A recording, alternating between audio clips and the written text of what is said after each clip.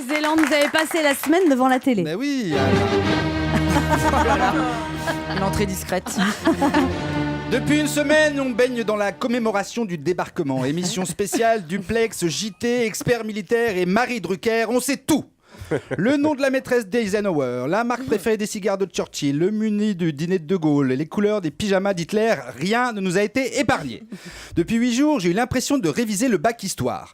J'ai sauté avec les paras sur Sainte-Mère-Église, pataugé dans la boue avec les GIs, bombardé la ville de Caen, tout ça entrecoupé de la préparation de la Coupe du Monde de foot et de Roland-Garros. Je suis crevé, moi.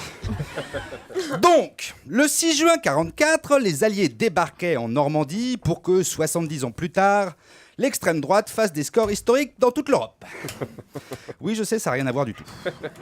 Il y a 70 ans, une grave crise mondiale sévissait, les nationalismes étaient exacerbés, les peuples sombraient dans le populisme et les leaders de l'époque surfaient sur les peurs et les angoisses de leur population.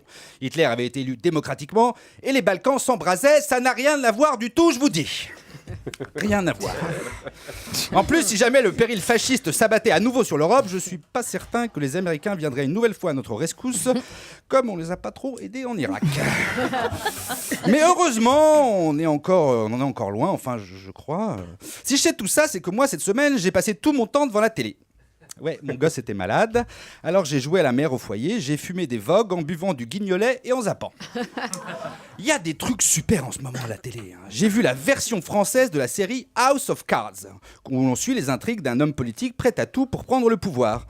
Bon, le remake français est pas mal, mais le casting est moins bien. Aux USA, ils ont Kevin Spacey, nous en France, on a Jean-François Copé. Ça rend pas pareil. Et puis c'est pas crédible avec le chef de cabinet qui pleure sur BFM, là on n'y croit pas du tout. J'ai aussi suivi le nouveau programme d'M6, encore une télé-réalité, retour aux années 30 qui se passe dans la bonne ville de Béziers. Bon bah c'est bien foutu dans ce programme, le nouveau maire qui est pas franchement de gauche. Chaque jour, il a une nouvelle idée complètement rétrograde et ridicule. Par exemple, il veut que les enfants portent des blouses à l'école, que le linge ne soit plus étendu aux fenêtres, il instaure un couvre-feu pour les mineurs, il interdit aux anti-corridas de manifester près des arènes, et alors bientôt, qui sait, il imposera la coupe en brosse pour les garçons et le serre-tête pour les filles, il bannira la musique funk et ne servira plus dans les cantines que de la charcuterie et du filet mignon. Dans l'épisode d'hier, il a même engagé un ancien présentateur météo comme conseiller culturel. Après tout, pourquoi pas. Denise Fabre travaille bien avec Christian Estrosi à la mairie de Nice. La météo, ça mène à tout.